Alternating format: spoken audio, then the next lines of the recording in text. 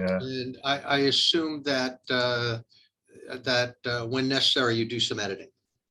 Nope. I try my best not to. Like this section right now, we're keeping it in, buddy. We're keeping it in. So Kevin, good to see you, man. How you doing? I am doing well. It has been a long time, but yes, life Yeah. is relatively good. That's good to hear. That's good to hear. So how I know you had a hard move recently. We won't get into the details, but a lot of exercise in that move, huh? A lot of exercise in that move. The way I say it is I accidentally sold my house.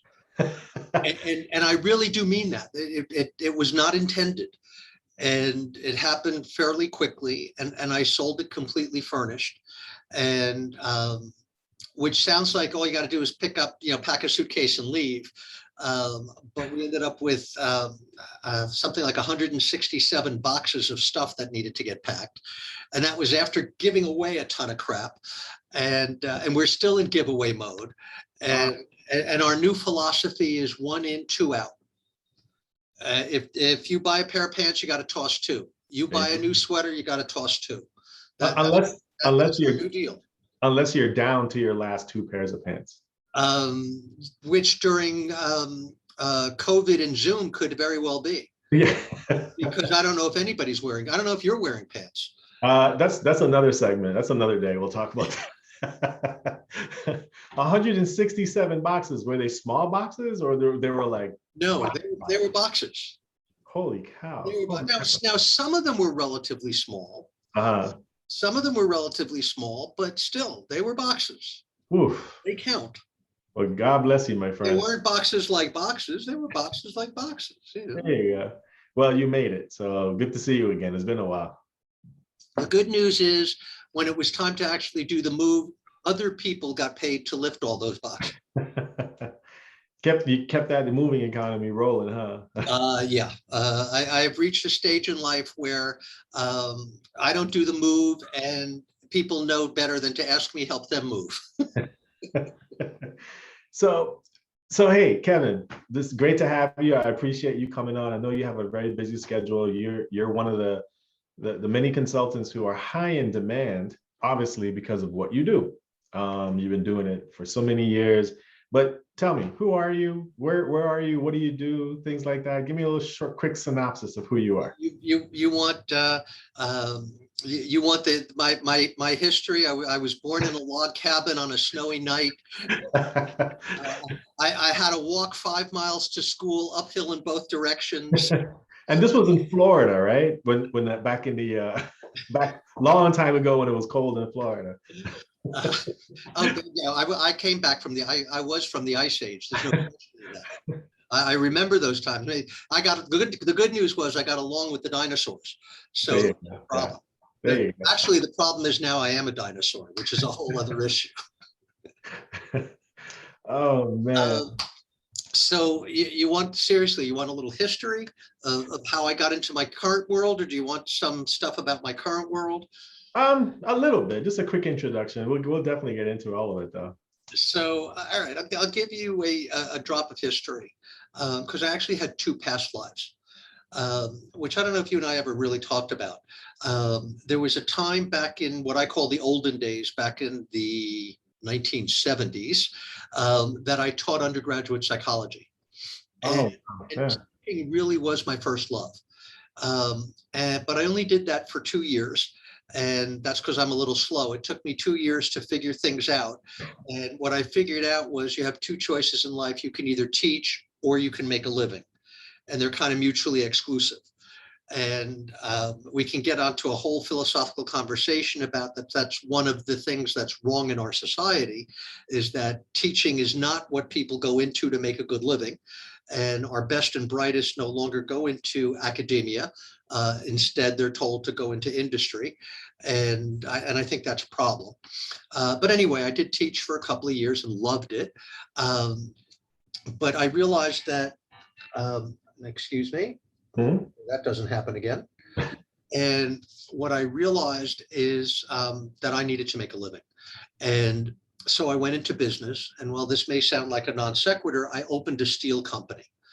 And But that was because I grew up in the steel industry. My parents had been in that business, that kind of a business, and it was an easy kind of business for me to go into, and an easy kind of business for me to start. And I did that, and did that relatively successfully for a dozen years or so. And made a good living and grew a nice company. At our max, we were about a $20 million company. Wow. The problem, though, was the way I describe it: on a 0 to 10 job satisfaction scale, I was a 5. I never loved what I did. I never looked forward to going to work, but I never dreaded it either. It was never horrible. I just didn't love it. It was a means to an end. And I'd probably still be doing it, except I'm married to someone who was a 10 on the job satisfaction scale and loves what she does. And, I would come home and ask her how her day was, and she'd ramble on for half an hour, excitedly, with a lot of energy. And then she'd say, "And how was your day, honey?" And I'd say, "Yeah, we sold some stuff." And at some point I got jealous and wanted some of what she had. Right. And I literally woke up one day and looked in the mirror and said, "If you don't do something about this today, you'll wake up tomorrow 65 years old doing the same thing." Right. And that was the day I decided to get out of the steel business. The problem, of course, was that at that time, and I was still relatively young, I was in my 30s, young 30s, I had never heard the words exit and strategy put together in a sentence. And I had never considered what leaving my business would look like. Now, in today's world, every entrepreneur thinks about that, or should think about that.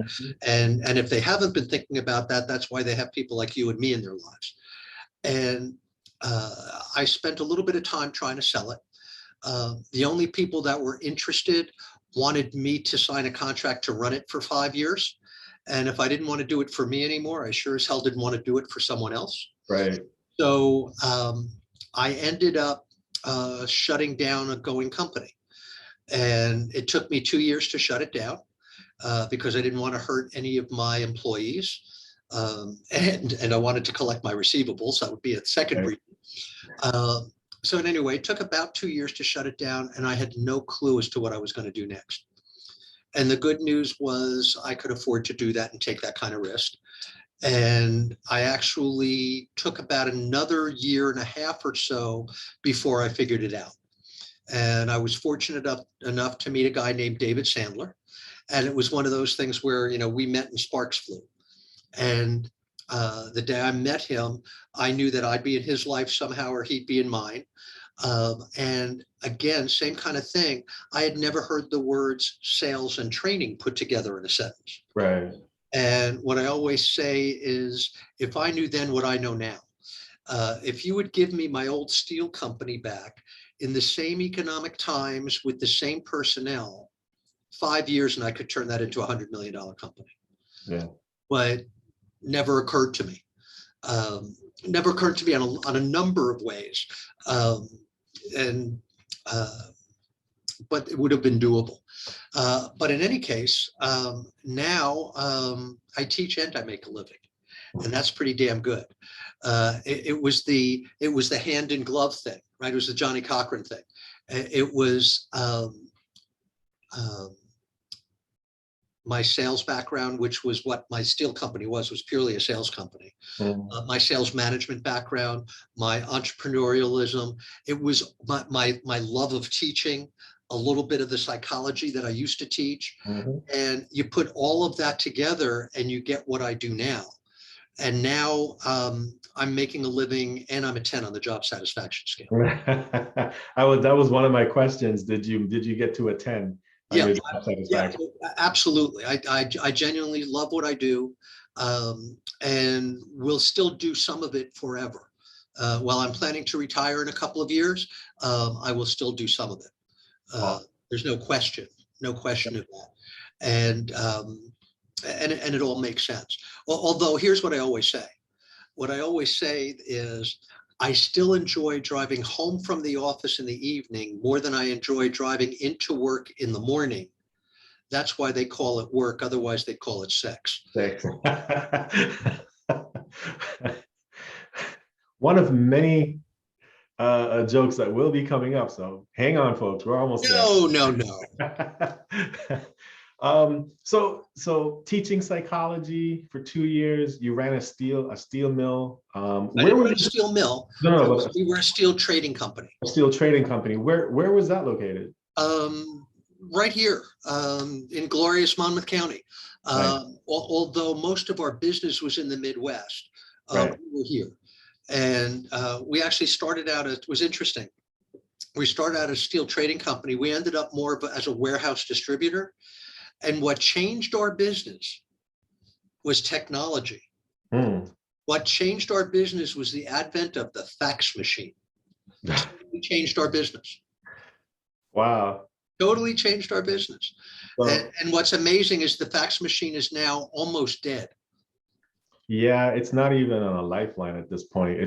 Because now now you just scan an email. Nobody faxes anymore. Yeah. It's very rare that I need to have a fax, that I need to send or receive a fax. Yeah. Yeah. Hey, amazing how things move so fast in this, and probably the last 30, maybe 30, I wouldn't say 30, but probably the last 40, 50 years. Things have moved so quickly in technology. Yeah, well, we got our first fax machine. It was either 79 or 80. Yeah. Might have been 81, but that was the era that fax machines first became common. Yeah. And it was on the paper that after a while it would fade. Yeah, the rolling paper with the yeah. So you ended up meeting Mr. David Sandler, which is the name of your company, Sandler Training, in the region that you're in. And what made you and David just spark? There was something, obviously because psychology teaching and the love of you teaching and the love of what you do, but what made that spark? It was all of those pieces, but I never understood that there was this thing called sales training. Right. And that there was an ability to do what I do and get paid for it, to teach people to be better at making a living, and I could make a living doing that. Yeah. And so my core business is still sales and management training. I do some other things. I also help people hire salespeople, occasionally sales managers. I also do something I call private entrepreneurial coaching, which I do a small amount of. That's a very small part of my business. But, and by the way, I love that side of my business, truly love that side of my business. That's my enjoyable side of the business. The problem is it's the least profitable part of my business, so I have to keep that at a small kind of number of clients. Yeah. But that's where I can roll up my sleeves and get down and dirty into the weeds with a client and really help them grow a business. Yeah, yeah, that's a beautiful thing when you can see that business grow over time as you work with them.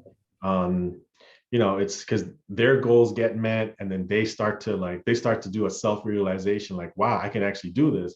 And then they want more in their business, and they'll do the extra work.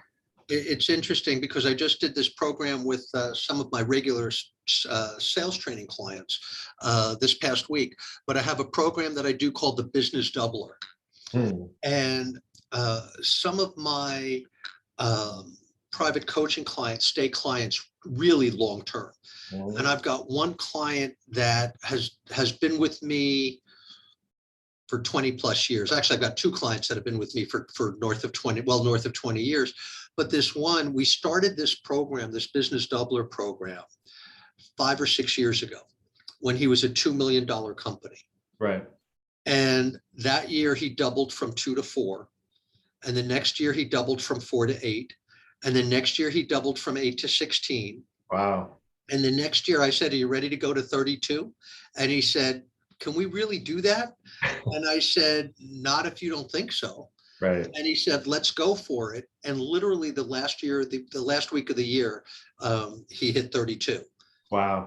And then last year, that was 2 years ago, last year, when we got to last December to do our goal setting, and we can talk about goal setting in a bit if you'd like. when we started working on goal setting, I said, "Are you ready to go to take a shot at 64?" And he said, "Hell no." Because it's a different type of company. Yes, he It's a said, whole I different don't structure. want to put in the infrastructure, and I Yeah. don't want to hire the people that it would take for us to be a $60+ million company. Yeah. That I don't want to be that. He said, what I want to do this year is stay in that 30 to 35 range, but be more profitable. There you go. That's exactly what we've done. Yep. That's exactly, he is having by far his most profitable year this year. Yeah. Yeah. Because it's tremendous. It's absolutely tremendous. Yeah, because you have the growth scale, then you have the scaling of the business, two separate things, and they're two obviously separate financial approaches to each. So absolutely, there is, I remember in my steel business, sometimes people hear, "Wow, you grew a company from 0 to 20 million. That's really something to be proud of." And I said, "Yeah, but we were much more profitable at 15 million than we were at 20. So yep. 15 was a much better year than 20 was." Exactly. Yeah. It's not about the revenue, it's about the profit margin. So top line always sounds good, but the bottom line is the only line that counts. There you go. There you go. Definitely. Especially for, business equity and business valuation. So that's a number that's really important. So you've been doing this for from my math, carry the 2, add the 3, for almost like over 30 years. I'm actually in my 30th year. Congratulations. I'm actually I believe it's next month is my 30th anniversary in the training world. Congratulations. And so I think all that means is I'm a survivor. I'm not sure that it means much more than that. Yeah, honestly, I personally think that's a great way to look at it. You survive, but then you were also consistent. You were also every year, loving what you do as a 10, and you stuck with it. It's consistency and just gnawing at it. No question. And somehow or other, I'm making a living, so I'm not complaining. There you go. There you go. So you do a lot of sales training. You've come across thousands of different business and business types and business owners.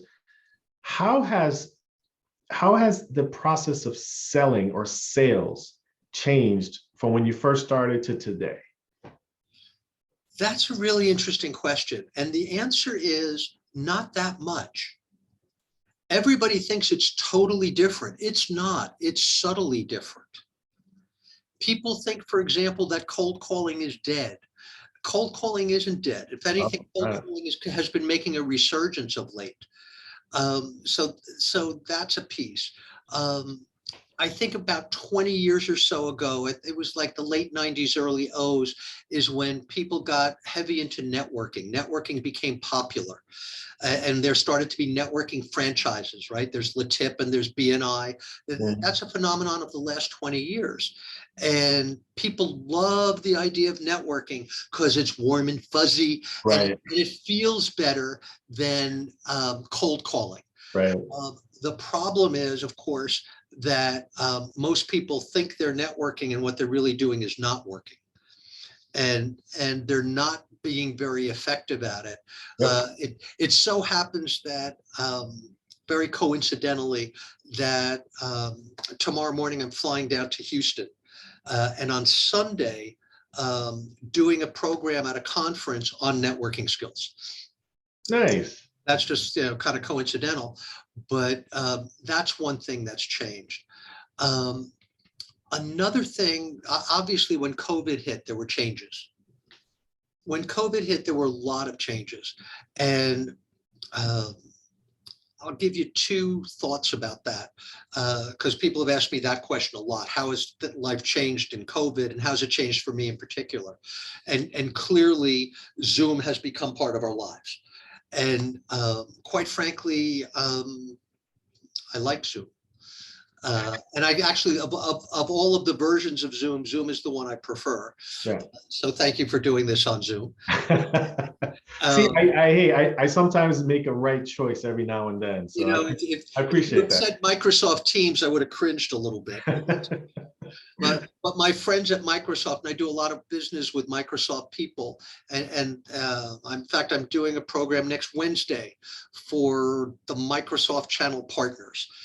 in the New Jersey chapter, the Microsoft Channel Partners, and they will be doing. I'm going to be there live, but they will be putting it out on Teams, and so not my fave. But in any case, that's part of it, and connecting on and bonding on a Zoom call rather than face to face is a little bit different. Yeah. And there are some subtleties there that we have to work on. One of the things that I found is very interesting is it became easier to get a hold of people, especially early on in the pandemic, because people, the first people to get fired or furloughed were the gatekeepers. Yeah. And so there was no gatekeeper. And most of the high level people that we're calling on were working from home. So what was happening is their office line was being call forwarded to their cell phone, but the caller ID wasn't going with it. So they were just answering calls. It became easier to get the quote unquote decision maker on the phone than it ever was before. One of the other things that was interesting is people, depending on their business, were home and bored. Yes. And so not only could you get them on the phone, sometimes you couldn't get them off. Right. It's the first time in my career that I had clients asking me, if I'm on a cold call with someone, how do I get them the hell off the phone?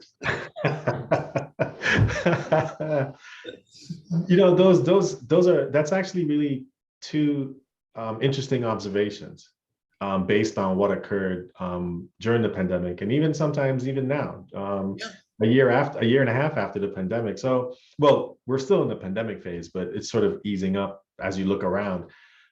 What's interesting about the sales process, from what you said from the very beginning, and the networking aspect is just connecting with people. I think when people take sales training, for example, and I put it quote unquote sales training, I want to ask you this: are you really teaching sales, or are you just teaching people how to be themselves within the sales process? Well, ultimately, it's all human relation skills, right? Ultimately, it's all human relationship skills.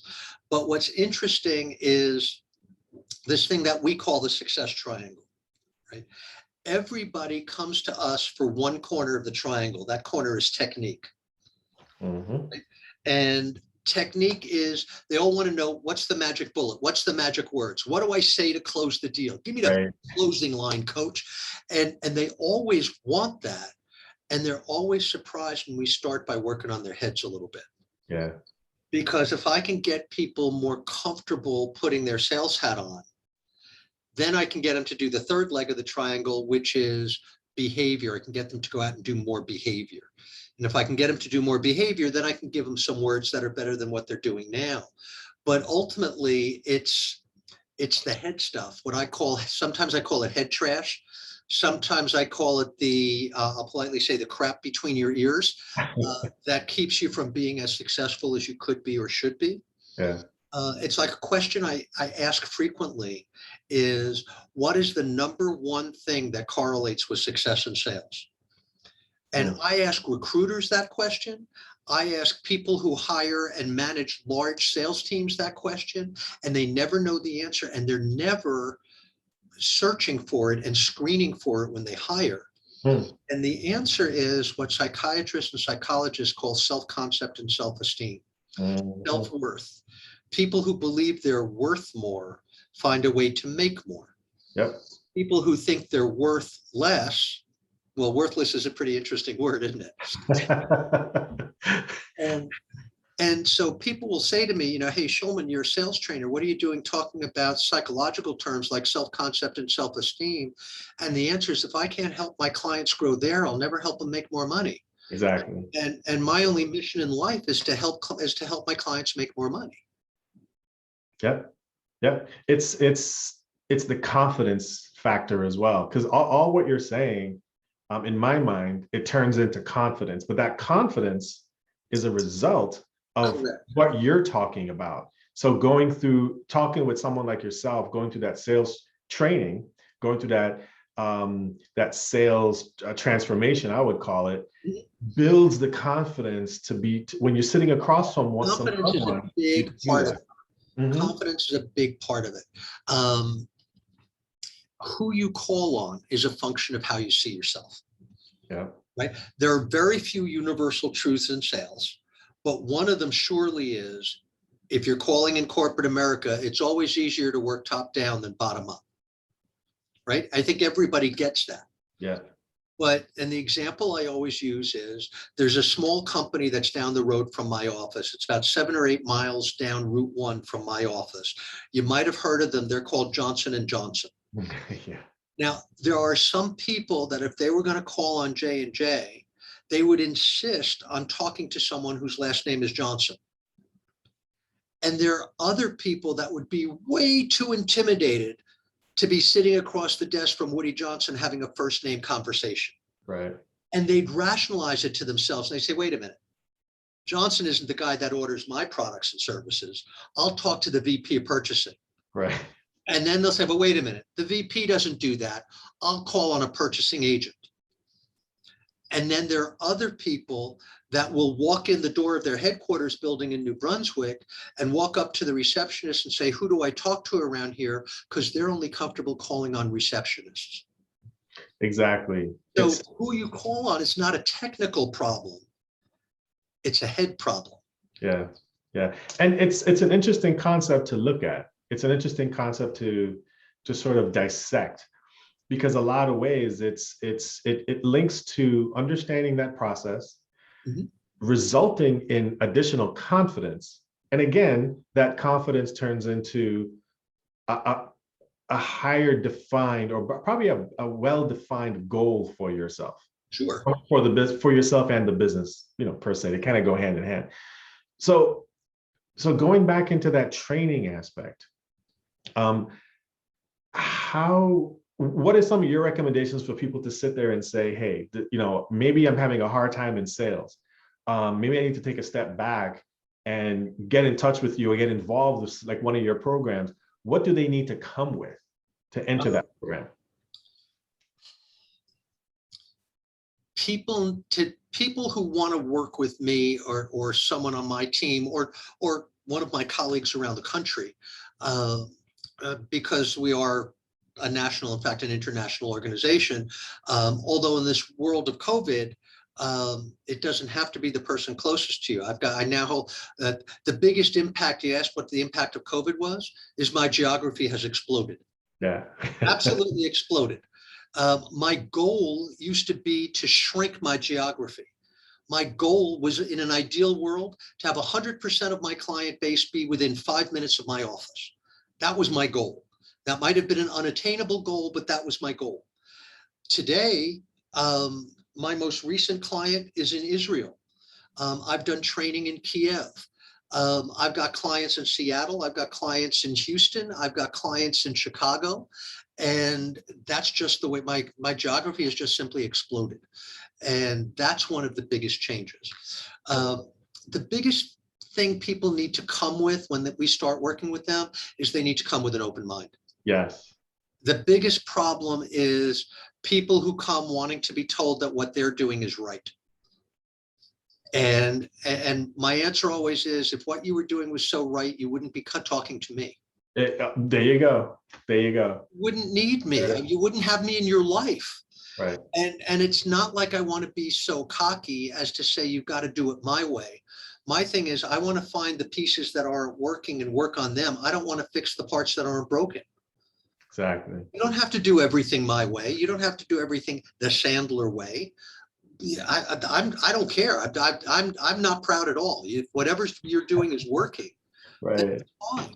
If you are the stud prospector, I don't care how you prospect. If your problem is you're a stud prospector but a lousy closer, then let's work on your qualifying and closing skills.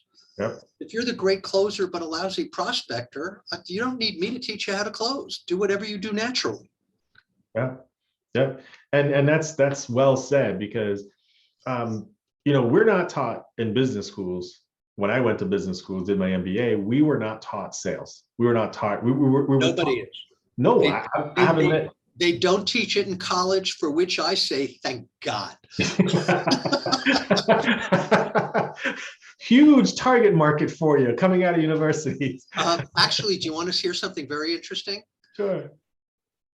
They are finally, as far as I know, there's one school that actually is teaching sales. The school is Harvard University, and what they're teaching is Sandler. So technically the school isn't, anyway, we'll leave it there. You guys are teaching sales no matter how you cut the cake. So that's, which is cool. Right. So, yeah. But yes, no.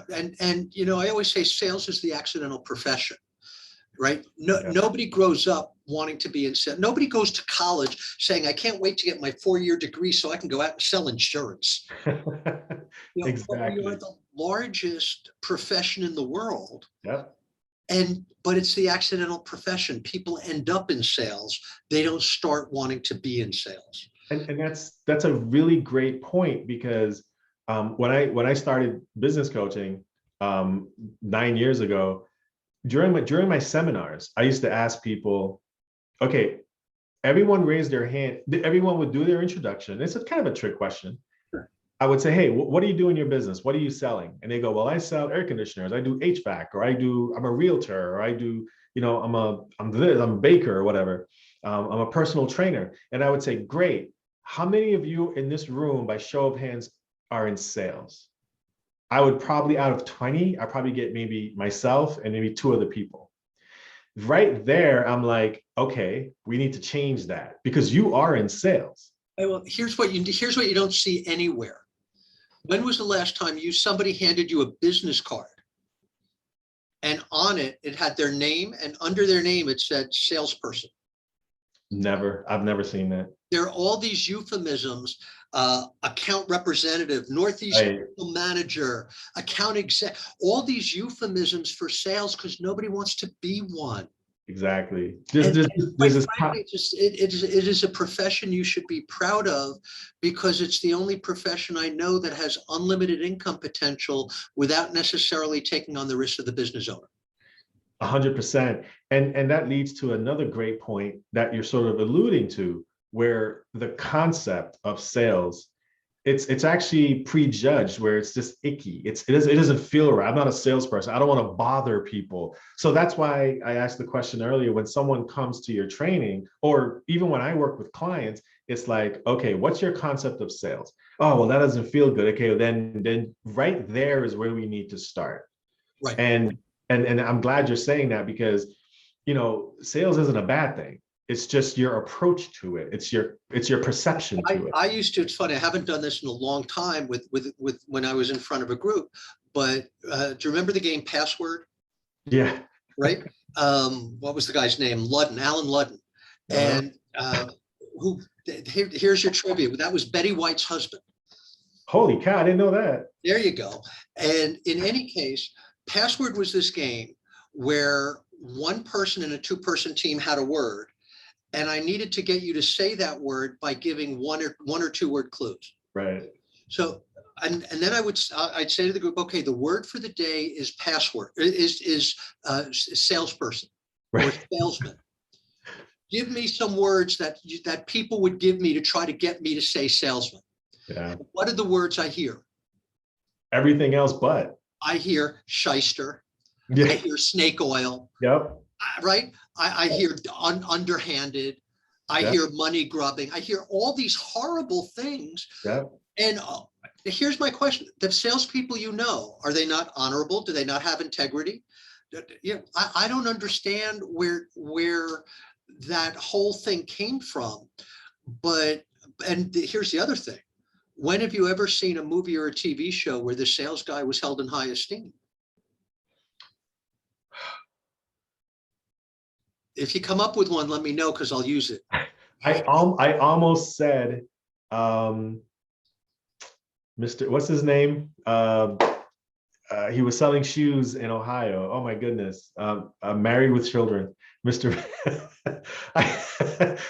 He came to mind. I'm like, no, he's really good. But again, he was a little bit of a clown. Yeah, he was, but he was honest. Honest maybe, but still. but he was portrayed as just a really Also, evil person. here's a funny story. My father, and you have to realize that we're now talking about like maybe 1940. Okay. He had a job in New York selling shoes. Now, back in those days, you help people off with their shoes and you help people on with their shoes as the sales guy. But one of the things they would do when he tell people, most of the time it was women, and the women would come in and they'd want to try on a pair of those and a pair of those and a pair of those, and he would go in the back to get them right in their size. But he would always take one of their shoes with him, and they didn't get that shoe back until they bought something. There you go.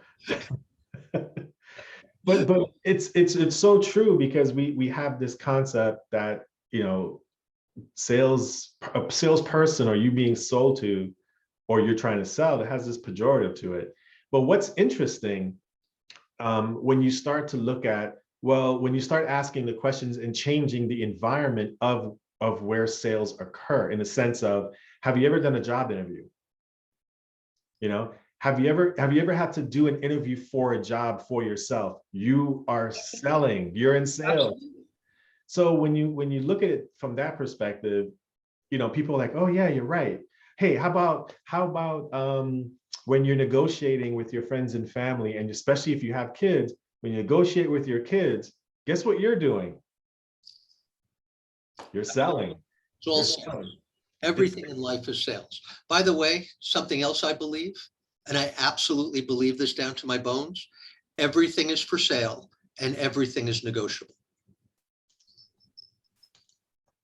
Most things, I would say. Everything is, and everything is negotiable.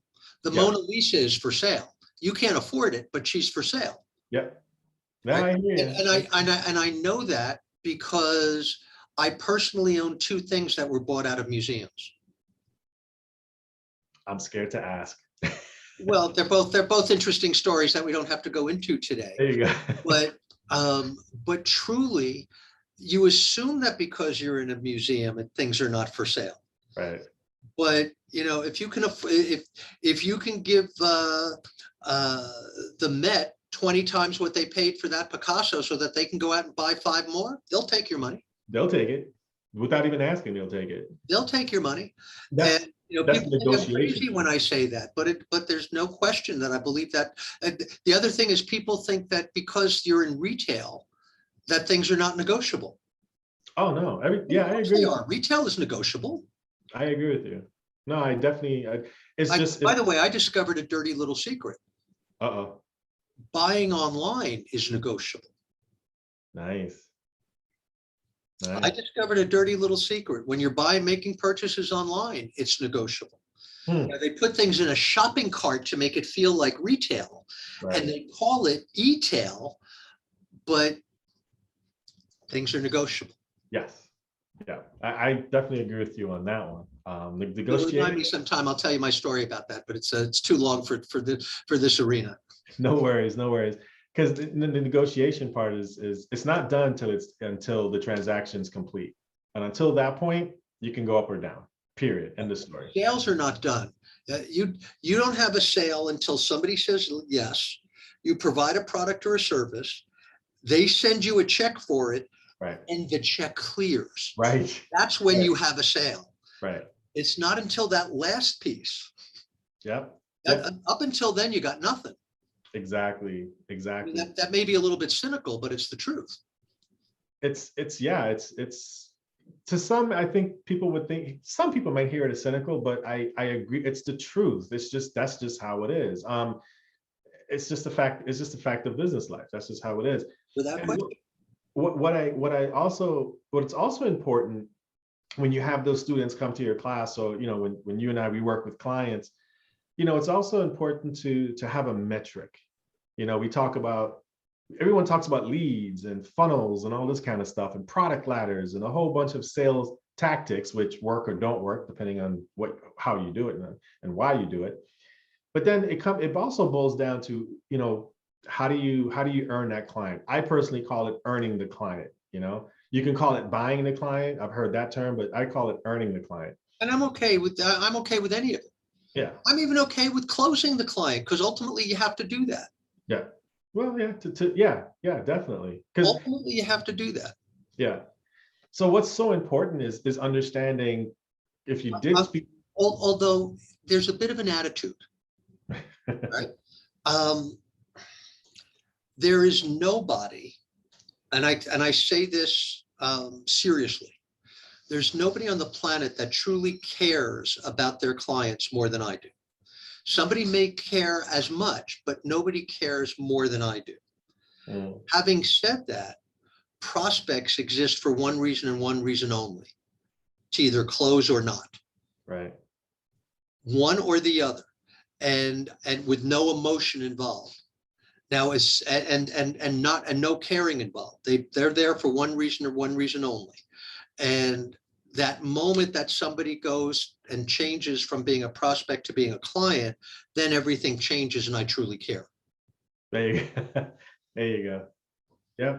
And it's always good to know, understanding the psychology of sales and the psychology of humans. It's a lot of it's sort of I would say qualitative in that sense, but the quantitative part of sales is sort of like the metric, like, how many leads do you have? What's your conversion rate? What's your customer acquisition cost in You better terms of, know those numbers. yeah, You better know those numbers. Hey, if you watch Shark Tank, you know customer acquisition cost. You better know that number. yep, That's an important number. You better know what you're spending on prospecting and lead generation. hmm, And by the way, spending in terms of all three, time, effort, and money. yes, It's not just money, it's time and effort involved. And you better know what your time is worth. And most people don't. Most people have no clue as to what their time is worth. exactly, And so you better know what costs are involved. And you better know how many leads you get per day, per week, per month. yeah, And what your conversion is from raw leads to qualified leads, from yep, qualified, suspects to prospects, if you will. And then what your conversion is from prospects to, depending on how your business, it might be from prospects to proposals, it might be from prospects to clients directly, right, it might be proposals or something else, and then from that to clients. And you better know all those metrics, because if you don't, then you don't know where you need the help. exactly, exactly. And I like what you're saying, because you definitely want to tease out every step of your process as you build and earn that client, even up to the point where they become a repeat client. You want to measure that as Absolutely. well. Because Absolutely, you better know that. yeah, because you want to understand why they're a repeat client. Here's another one. I've been asking this question for the last couple of years. It's my pet question. And unfortunately, I get the same answer all the time. The question that I ask is, how many referrals are you, good quality referrals, are you averaging per client per year? Ooh, And I always get a blank stare back because no one's tracking it, when good. clearly you should. And the reason they don't track it is because the answer is a number between 0 and 1, closer to 0. And what I always say is, could you imagine if the answer was just 1? If you average just 1 good quality referral per client per year, and you were a lousy closer and only closed 1 out of 4. Now with referrals, you should do much better, but let's say you were a lousy closer and only did 1 out of 4, then your business would be growing 25% year over year forever, without having to spend a penny on prospecting, without having someone like me in your life to help you get better at closing. Without doing anything else, you could just sit back and do nothing and grow your business 25% year over year. And other than people who are brand new in business, do you know anybody who's growing 25% year over year? Mm, Not many. not many. Not Not many. many at all. Not in the organic sense. Correct. Not at all. No, well, if you grow by M&A, that doesn't, to me, that doesn't count. Right. Right. It's got to be That's buying organic. business. That's not growing. That's not growth. Yep. That's buying business. I've got an engineering company. that used to be a client, and we're meeting next week to have them come back to be a client again. Mm. And when I worked with them, I don't know, I'm going to say 10, 12 years ago, they had about 50 or 60 people. Today, they're about 300. But it was largely through M&A. It was not organic growth. Okay, got it. Got it. And it's so important to get those metrics in your business. I mean, you got to have a tracking system, or but what's really cool, actually cool and important, I think, because the numbers are fun for me. I love this conversation, because you certainly want to tease out your sales process and look at every single piece of it, and then quantify every step, because you want to be sure that you know what's happening at every step. Where are my missteps? Absolutely. And a lot of businesses don't do that. You ask most people what their numbers are and they don't have a clue. They can tell you what their balance sheet looks like. Maybe. By the way, what's really fun is, just because I mentioned balance sheet, I love talking to marketing people and asking them, is sales a subset of marketing, or is marketing a subset of sales? You did ask that question earlier this year, and what did your research come out with? And the marketing people will say, oh no, you need marketing in order to get sales. Marketing generates sales. and my answer is, take a look at your balance sheet. There's only one positive number. It's called sales. Sales. Everything else, including marketing, is a cost of sales. Yeah. Yeah. It's and a lot of when we work with clients, I normally try to tell them, it goes back to that preconception that sales is just a pejorative. But I'm like, hey, from a financial accounting side of it, from your book side of it, your sales is an investment. So for every dollar you spend on earning a client, that's an investment. That's not an expense. Of course it is. Yeah. To me, training is like going to college. It's an investment in your future. It's an investment in your business. It's the same thing. Yeah. It's no different. Yeah. So it's interesting you had that conversation with the marketing folks. Yeah. I just bring it up with marketing people because it annoys them. Yeah, trust me, I hear you. I get you on that one. It's sort of like they go hand in hand, but at the same time, I tend to look at it more as, before you start to market, understand what you're selling and how to sell it and who you're selling it to, which is the sales process. Most people don't understand what their market is. Right, and that comes from understanding your sales process.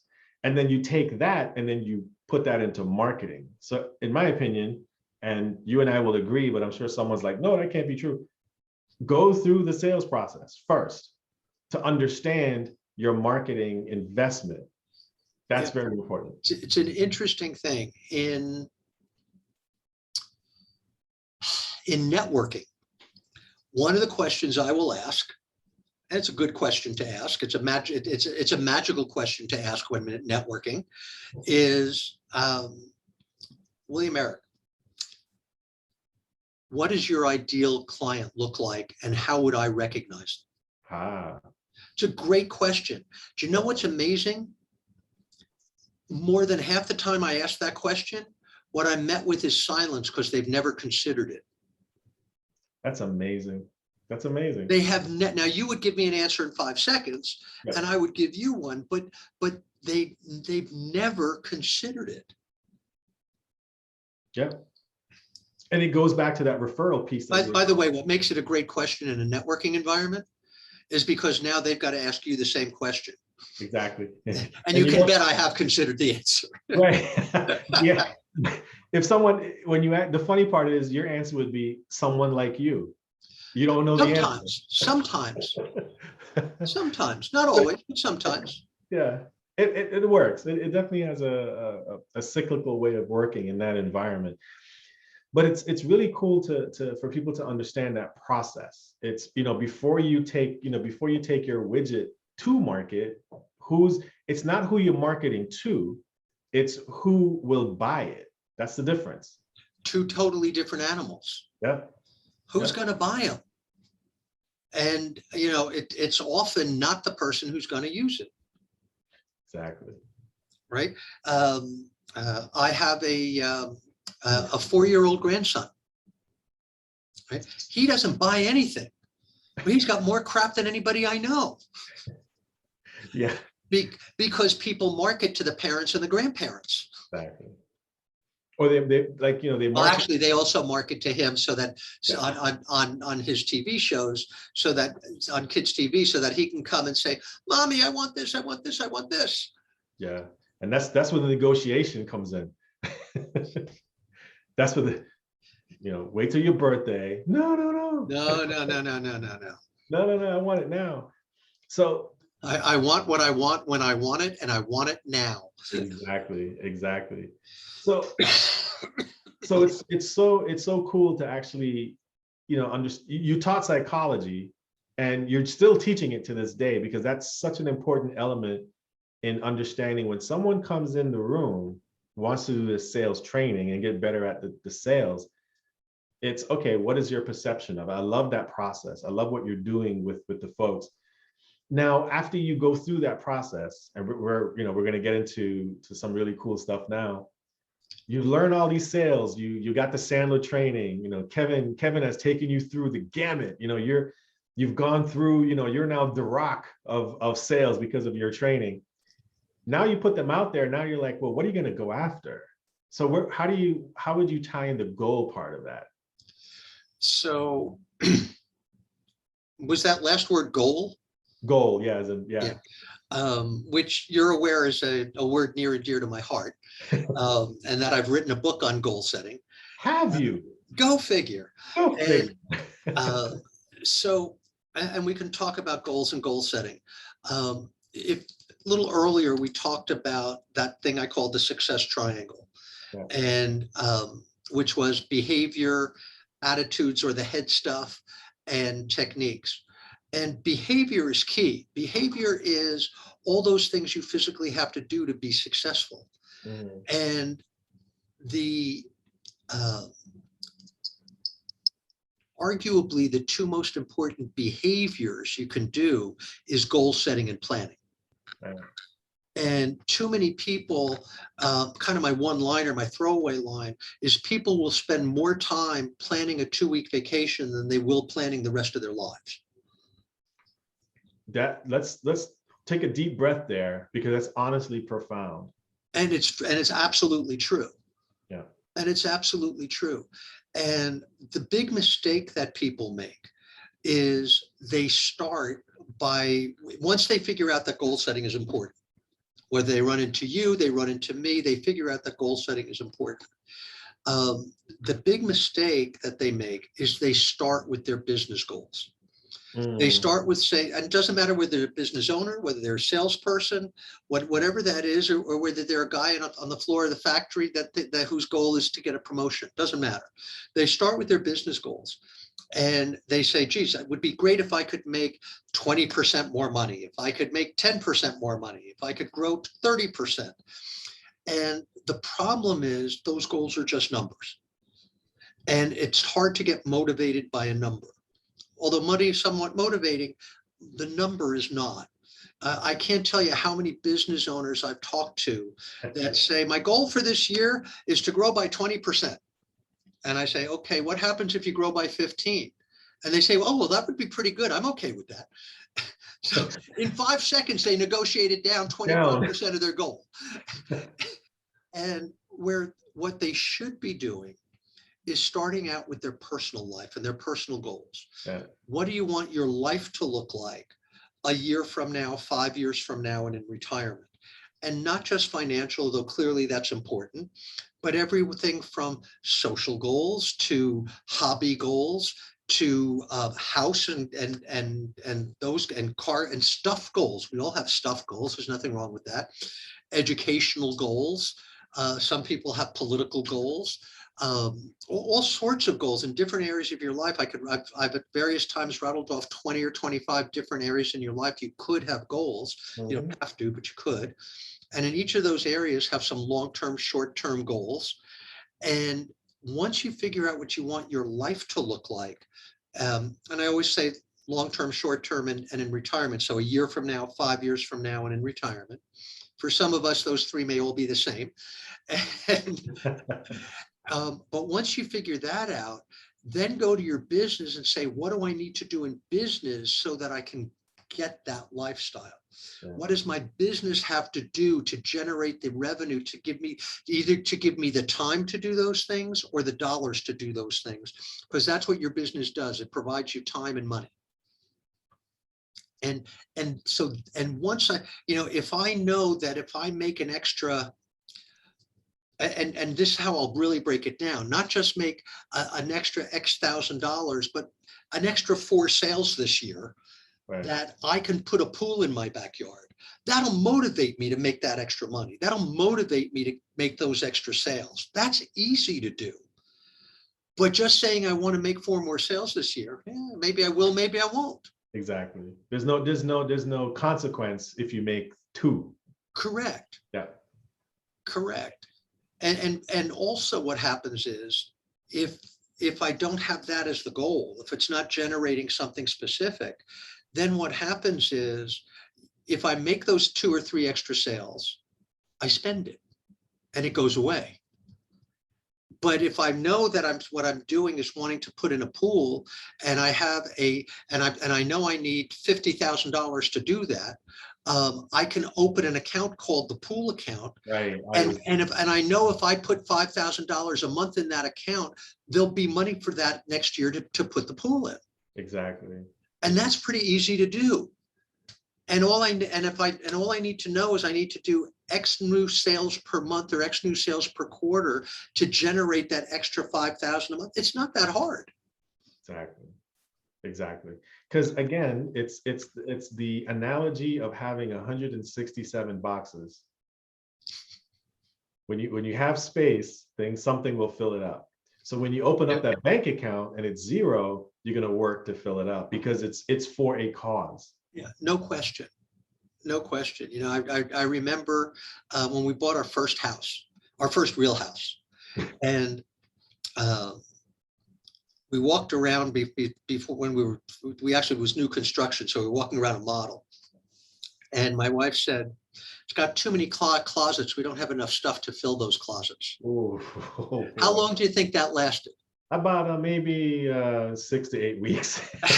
Well, a little longer than that, but George Carlin was right. Your stuff will expand to fill the available space. Yeah. The problem is now we're downsizing. So it's kind of like holding a filled what do you call it? A filled donut. You got to squeeze it, and something's got to come out. Something's got to come out. Exactly. Something's got to give. So what's the name of your book? So the book is The Goal Setting Boot Camp. Yep, and you can find it on Amazon. You can find it on your website. You can find it on my website. You can find it on Amazon. Quite frankly, it's a couple of bucks cheaper on Amazon. So nobody has to do me any favors and go on my website for it, although I'm happy to have it that way. But either way is fine. Yeah, yeah. And it is, it's designed and written to be, and I encourage people, and I mean this, get the hard copy, not the Kindle or Nook copy, because it's designed to write in it. And there's actually some exercises that I want you to do, and it's in there to be written in. I start out by saying, you can forget that mom told you never to write in a book. You can write in this one, and it's designed to be really practical. It's how to get down and dirty and do goal setting. It's not the philosophy of goal setting. It's not telling you to do it. It's taking you through a process to actually do it. And I tell people, ideally, do it with a spouse or a significant other if you have one. If you don't, do it with a good friend. It's a great thing to do on a rainy weekend because it's not a 2-minute exercise. It's a weekend exercise. Yeah. And to really do it right. And it can actually be life-changing. And there aren't many things that can actually be life-changing. And what I like about your book, it's not just for business. No, there is a section in it, an extra section that's just for salespeople. I mean, we are Sandler training after all, so that has to be part of it. Yeah. But no, it's for anybody and everybody. And it doesn't matter whether your goals are all financial and business related, or if your goals are, heck, I had a client once, his number one goal was to get divorced. And for him, that was a fine goal. Yeah. And I had one client once, his only goal was to get from a 2 handicap to scratch. Wow. Wow. And that's cool because there's a consequence if you don't make your goal. So you want to make those goals meaningful, not in a monetary sense, but the consequential sense, in the sense of this is the outcome of it. Absolutely. And yeah, it was just actually today I was working with a client, and we're doing a little bit of it was our initial meeting, and one of the topics was obviously what is your goal? And the cool thing was, I love to use this analogy where she put a time frame. So I call it a limit. Whether it's not a good or bad word, it's just a word. 5 years is a limit, Sure. right? Like in calculus, you have an upper limit and a lower limit. It is what it is. So I said to her, I said, hey, what would happen? You put your goal for 5 years to grow your business to this amount of money in 5 years. I said, great. I said, what's more important for you? What if I said, hey, you want to train to run a mile, right? And you only have 7 days to train to run this mile. Every day, you have to run a certain part of that mile to make your mile. What would happen if every day you were consistent and you pushed and you did the work, and on the 4th or 5th day, you hit your mile? Wouldn't that be great? She was like, yeah. I said, exactly. So when you have a 5-year goal, it's about doing the work consistently every day, because sooner or later, you're going to look up and it's going to be year 3 or year 4. And you're like, I'm there. Right. And a first question, and some of those questions are, would you be okay with a plan that would get you there in 3 years instead of 5? Right.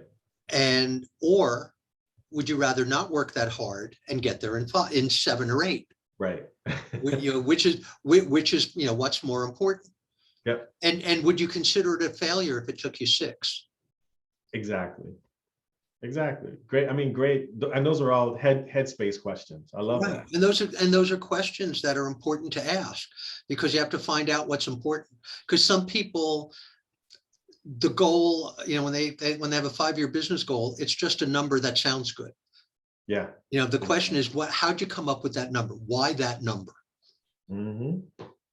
Exactly. Now, if they've got some good reasons for it and it was well thought out, I love it. But if it was, well, it sounds good to be a $10 million company. Well, no, that's not. I mean, at some level, I guess it's better than not having a goal. There you go. Yeah, that's true. And if you're going to be a $10 million company, if that's the driving force, do you care whether the company's profitable? There you go. And would you rather be a $10 million not so profitable company or a $5 million extremely profitable company? Yeah. And those are, that's that top line, bottom line question that we talked about earlier. To me, bottom line is infinitely more important than top line. Absolutely. Because that shows the efficiency of what you're doing in your business. It's the operation, I call it the operational efficiency, not just in your business operations, but understanding your numbers, understanding your cost of goods sold, understanding, looking at all that and saying, okay, I can make improvements across this part of my business, and this is where I should make these improvements. Absolutely. So important. So what's next for you, sir? Besides Houston this weekend, what's next for you? Other than Houston this weekend, one of the things we talk about is a concept we call burning your bridges, which is going public with your goals. When you go public with your goals, it puts extra pressure on you to make sure you actually pull it off. Yeah. And so one of the things I've been going public with a lot lately is my retirement date, which is the end of 23. So I've got just over 2 more years. Doesn't mean I'm going to stop completely, but it means I'm going to do what our retirement plans are. And I will still dabble in what I do. I'll still keep my private coaching clients, but I will be moving a little further south and closing and selling my business here and all of that. And but the reason that I talk about it is I don't want to get to 23 and say, maybe another year. By going public and telling a lot of people, they will hold me accountable. So what month in 2023? End of 23. So December of 2023. Yeah, December 23. All right. Yeah. If it ends up happening in August or September, I'm fine with that. But it won't go past December of 23. There you go. Well, congratulations on, I don't like the word retire, by the way. Congratulations on planning the next phase of what your career is. Right. Right. Because I'm not going to stop working completely, but it will look a whole lot different. Yes. Yes. And that's amazing. You're going to sell your business. So I'm sure there's people out there listening who may want to contact you. And that would be a good person to let's make sure we get the numbers out there. That would be a very good person to someone who wants to get into my world. I'm telling you. And quite frankly, very interestingly, my goal is not to sell it 2 years from now. My goal is to sell it in the next 6 to 8 months. Okay. And then stay and work for that person and mentor that person to make sure that person is successful. That sounds like an exit strategy. That starts to sound a little bit like an exit strategy. Those 2 words that I had not heard before. Definitely an exit strategy. So you brought it full circle. Well done. So you're welcome. So no, Kevin, this was fun for me. I always enjoy listening to what you have to say. You've been doing it for so long. This is just sort of like just a tip of the iceberg of what's in between your ears right now in terms of that brain matter. You have, just the many times that you and I have talked. You've given me some just amazing sales advice and just different ways of looking at things. And I definitely want to say thank you for doing that. And always my pleasure to help. Yeah, I definitely appreciate it. And it's always good for people to connect with you and sort of just there's a wealth and depth of knowledge there. So I definitely want to appreciate you for coming on today and just, spending an hour or so, I think over an hour with me and talking and having this great conversation. And that kind of flew by. Yeah. Not sure how that happens, but it flies by. And you're still standing, by the way, which I'm impressed. And I'm just, after all these years, yes. Yeah, I think there's a song that goes with them. Yeah, I've heard that. So yeah, one last tidbit. What would you leave everyone with? What would be the one thing you would say, just off the top of your head? What would be the one thing you would tell people? I hate to use an easy quote, but just do it. Just do it. You don't have to like it. You just have to do it. Whether that's cold calling, whether that's goal setting, whether that's any other form of business development, just do it. Just start taking some action and do it. And with that, that's excellent advice. I appreciate that advice. That's a great way to end it right now. So thank you, sir. This has been a total pleasure, as it always is, to chat with you. All right, Kevin. Safe travels to Houston. I love to hear about it when you get back. I will have tales to tell. I'm looking forward to it, man. I'm telling you. But you can count on, while I'm in Houston, I'll probably be like triple masked. Yeah, let's not touch that one right now. Yeah, I'm going into the belly of the beast, but it is what it is. All right, man. Well, safe travels, and we'll definitely contact when you get back, man. You got it. Have a very, very, very good one, and a really good weekend. It's Friday afternoon, isn't it? That's right. And enjoy your weekend. Take care, my friend. You're on. Have a good one. You too.